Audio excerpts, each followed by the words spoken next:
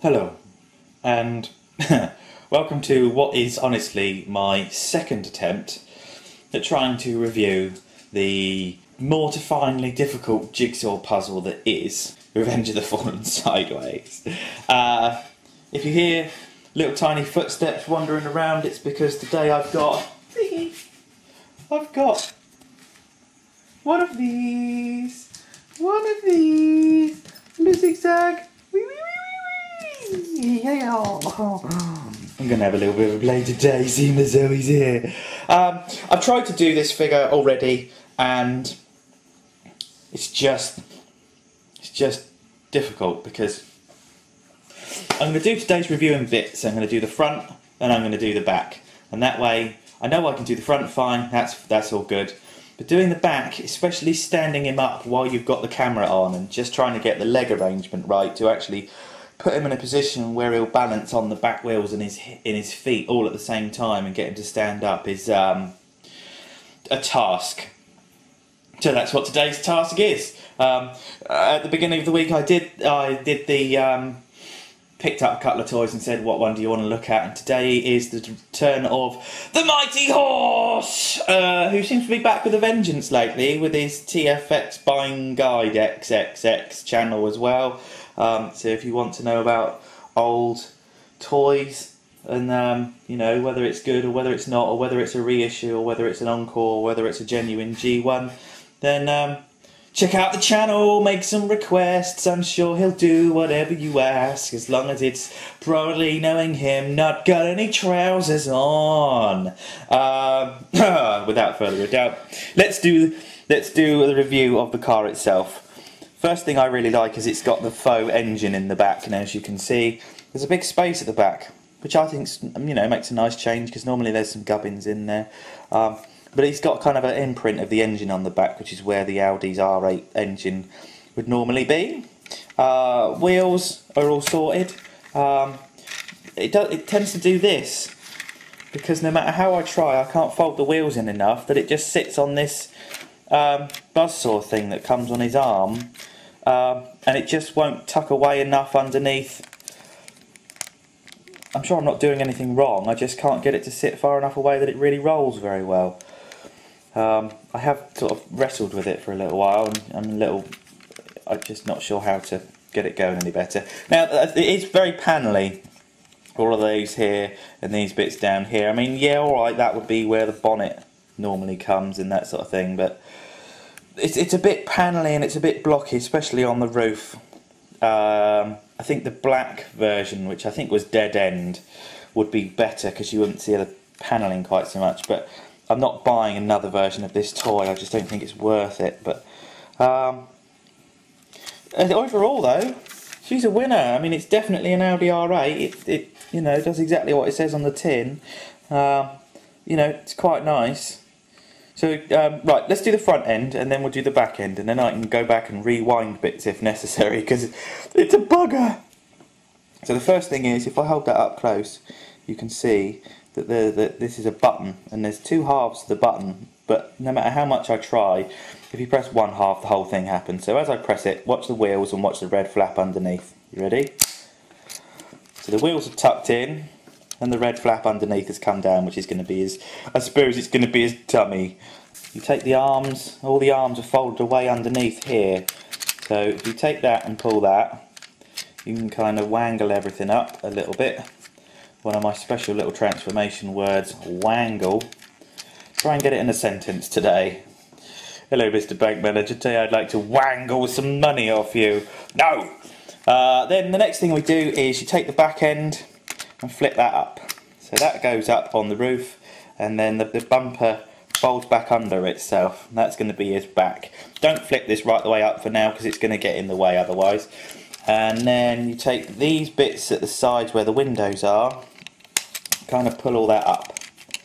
I'm sure this isn't the correct order, but this thing's a pain in the bum, so it's just a case of just getting as much out the way as you can so everything else can work. So then you grab this bit here, which is the rear panel, separate it from the front door, because the door's attached to the arm, and then you just sort of pull the legs out and just get it out as straight as you can to start with, because as I said, transforming this guy is predominantly about just making as much room for yourself as possible for later on, so you can get a good idea of what's going on.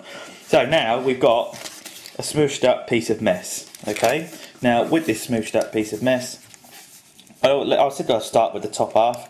So take the front edges where the lights are, plastic clear lenses for the lights instead of painted on, much better. Are you listening, designers of jazz? And now all the shoulder pieces will come completely apart. Now if I turn this up the other way, look, you'll be able to see where all the hinges are that make everything work. So that's the hinges for the shoulders, and that's kind of what you need. So I'll turn it up the other way again, lift the wing pieces up, grab the windscreen and just sort of pull that away from the bonnet, and then that will lift us. So now we are, if I bring it back here, look, you can see that we're kind of just a disjointed mess. But the most important thing with this figure, in my opinion, because this is all this is my opinion, is just sort of getting everything as loose as possible so you can start the real work. So let's tuck that up against the back now. Okay, and take this piece here, fold that over, and that shows the head mould. And the head mould on this thing, he's angry. He's really, really angry. The face mould is definitely a Decepticon, let's face it. And then what I didn't realise that was in a couple of videos that I watched is the edges of the bonnet flip up, which gives them a much less of a disjointed just flap on top of a bonnet and makes it all look like it's supposed to be there a little more, which, you know, it's the little things that count when making these things look a little bit more realistic. So then if you turn it all up the other way, you can see that there's a hinge there, so you open those wheels up a little bit, 1, 2, and then on that red piece, look, you can see there's a little hook. You see there's a slot there, and there's a little hook there, and the hook sits in the slot, so it is essentially peg hole, and that's the top half of him done. I'm going to move the camera up a little bit.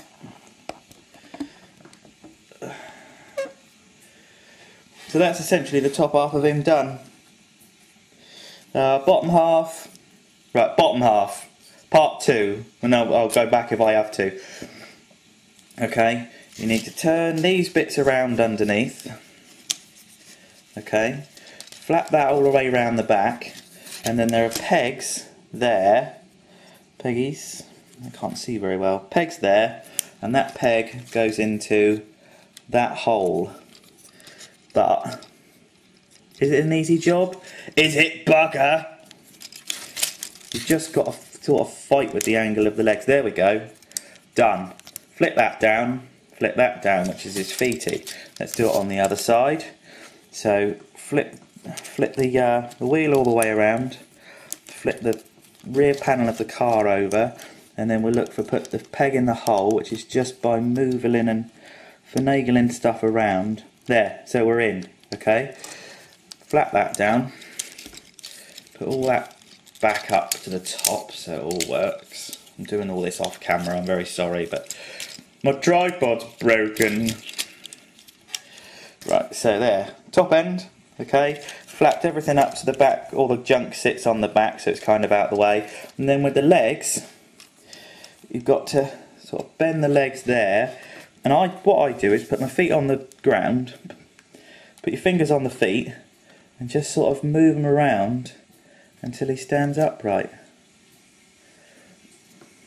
Is that it? Is he going to stay? Yes! So we've got Transformers Revenge of the Fallen Sideways. Eventually. I know it's taken a little while. Let's have a little run around him. Let's pick him up, shall we? Chicken legs. The chicken legs on the first go I just couldn't get right. I just couldn't get right for all the tea in China. Oh. I'd love to do a really, really good review of this one. But it's so hard because everything's in bits and my tripod's buggered. So all I'm going to say is Transformers Revenge of the Fallen Sideways.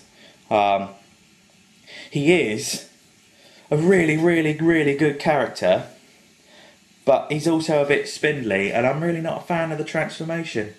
I I am a fan because it's brilliant. But as a display piece, or let's face it, as a toy, as a child's toy, it's just too. All we've got to do is bang the table, and now he's you twat. Oh, SMS number 1, video for the horse.